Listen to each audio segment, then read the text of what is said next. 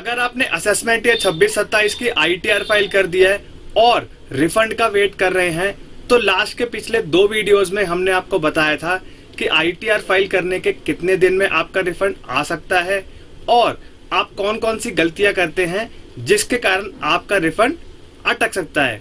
लेकिन आज के वीडियो में हम आपको बताएंगे, अगर आपने उन 2 प्रोसेस को फॉलो कर दिया है करेक्टली और रिफंड का वेट कर रहे हैं, तो आपको कौन कौन सी चीजें करनी है जिससे आपका रिफंड जल्दी आ जाए। दोस्तों, वीडियो में अंत तक बने रहिएगा। मैं हूं कशिश from tax and accounts burner, जहां हम बात करते हैं अकाउंटिंग, टैक्सेशन और फाइनेंसिस की। चलिए शुरू करते हैं। दोस्तों, हमने एक इनकम टैक्स लॉगिन कर लिया है, इनका भी यहाँ पर ITR प्रोसेस नहीं हुआ है और ये भी अपने रिफंड का वेट कर रहे हैं। अब दोस्तों, आपको कौन कौन सी चीजें चेक करनी पड़ेगी जिससे आपको पता चल जाए कि आपकी ITR प्रोसेस हो चुकी है और आपका रिफंड किस वजह से अटका हुआ है। अगर आपने अपनी ITR को अच्छे से फाइल कर रखा है, सारी चीजों को फॉलो किया हुआ है, प्रोसेस फॉलो किया है, AIS, TIS, 26AS को मैच करके अपनी ITR को फाइल कर रखा है और तभी भी आपका रिफंड नहीं आ रहा है, तो आपको ये स्टेप्स को फॉलो करना पड़ेगा। अब आपको दोस्तों सिंपली यहाँ पर क्या करना पड़ेगा, ई फाइल में जाना है। अब यहाँ पे जाएंगे व्यू फाइल रिटर्न के अंदर। अब दोस्तों, आपको सबसे पहले ये चीज चेक करनी है, अगर आपने अपना ITR को करेक्टली फाइल कर दिया, कुछ कारणों की वजह से आप अपनी ITR को ई वेरीफाई करना भूल गए थे, लेकिन आपने क्या किया, अपने ITR को सबमिट कर दिया और सबमिट करके भूल गए, तो आपको यहाँ पर पहले चेक करना है कि आपका जो ITR है वो सक्सेसफुली ई वेरीफाई होना चाहिए। तो यहाँ पर दोस्तों, इनका जो ITR है वो यहाँ पर सक्सेसफुली ई वेरीफाइड है। पहला स्टेप आपका यहाँ पर पूरा होता है।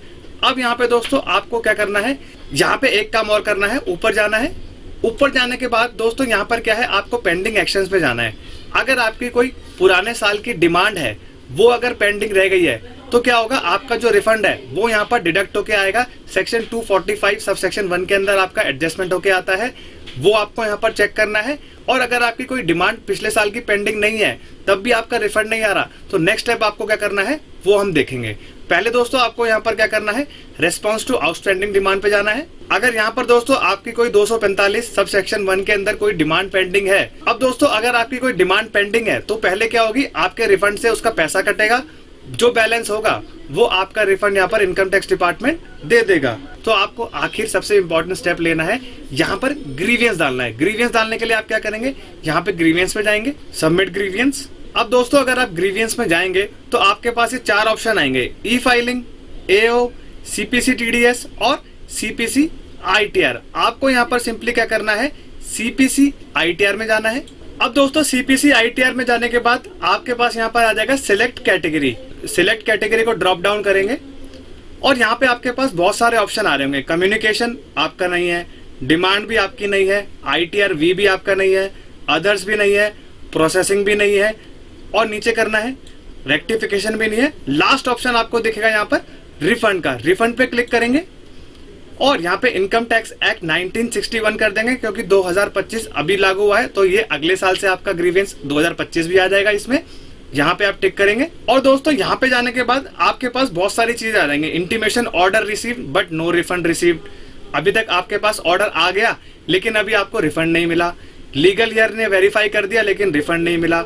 Other refund, refund determined but not received, refund reissue request but not received, refund status misleading on e filing portal and unable to raise refund reissue request. आपको simply यहाँ पर क्या करना है, अदर रिफंड्स में जाके कंटिन्यू कर देना है। तो दोस्तों ऐसे ही आपको यहाँ पर स्टेप्स को फॉलो करना है। पहले आपको चेक करना है कि आपने अपनी ITR को ई वेरीफाई कर दिया या नहीं किया।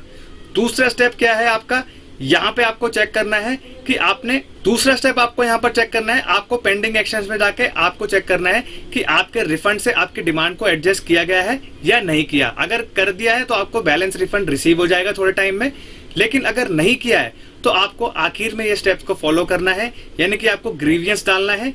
ग्रीवियंस में आपको पॉइंट्स लिख देना है कि आपने अपने ITR को कब लिखा था, एक्नॉलेजमेंट नंबर क्या था।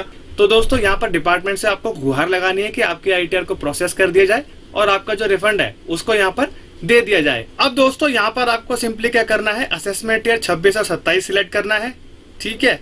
फाइनेंशियल ईयर आपका ऑटोमेटिकली आ जाएगा और पैन नंबर आपका यहाँ पर ऑटोमेटिकली आ जाएगा। अब यहाँ पर आपको, अब दोस्तों आपको यहाँ पर डिस्क्रिप्शन में ग्रीवियंस डालना है कि हमारा ग्रीवियंस क्या है, किससे रिलेटेड है, कौन सी ITR से रिलेटेड है, कौन से असेसमेंट ईयर से रिलेटेड है, जो आपको यहाँ पर पूरा 3000 वर्ड्स में डाल देना है। उसके बाद यहाँ पर नीचे आएंगे, नीचे आने के बाद आप यहाँ पे अपनी सारी चीजें अटैच कर देंगे। कॉपी ऑफ फॉर्म 16 अगर आप सैलरीड एम्प्लॉय है तो, चालान की कॉपी अगर आपका कोई अपने टैक्स जमा किया ज्यादा जमा हो गया उसका रिफंड चाहिए, कोई भी ऑर्डर की कॉपी और डिपार्टमेंट से आया हो, और कोई भी आपको अन्य डॉक्यूमेंट लगाना है तो आप यहाँ पर क्या कर सकते हैं, अटैच कर सकते हैं। नीचे जाने के बाद आपके पास यहाँ पर ऑप्शन आ जाएगा सबमिट ग्रीवियंस का। सबमिट ग्रीवियंस करके आपकी जो, उसके बाद क्या करिए, डिपार्टमेंट का यहाँ पर वेट करिए जवाब आने का ग्रीवियंस का। तो दोस्तों ये था पूरा प्रैक्टिकल प्रोसेस, आपको फॉलो कर लेना है। अगर ये वीडियो इन्फॉर्मेटिव एंड प्रैक्टिकल लगाओ, वीडियो को लाइक करेंगे, चैनल पे नए हैं तो do subscribe to the channel. तब तक के लिए मिलते हैं अगले वीडियो में। जय हिंद, जय भारत।